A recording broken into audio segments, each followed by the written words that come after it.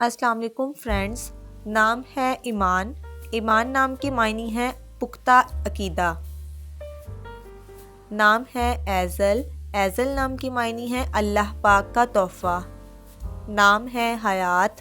हयात नाम की मायनी है ज़िंदगी। नाम है महपारा। महपारा नाम की मायनी है चाँद का टुकड़ा। नाम है वर्दा। वर्दा नाम की मायनी है गुलाब का फूल। नाम है जवेरिया। जवेरिया नाम की मायनी है खुशियाँ बांटने वाली। नाम है शनीका। शनीका नाम की मायनी है वफा करने वाली। नाम है मुंतहा।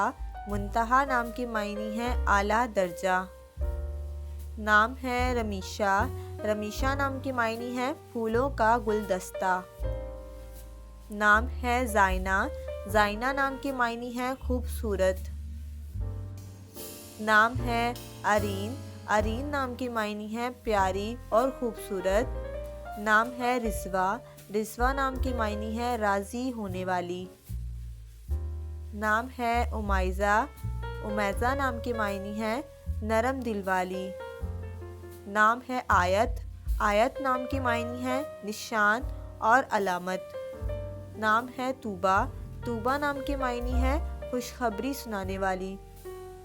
Thanks for watching. अल्लाह हाफिज़।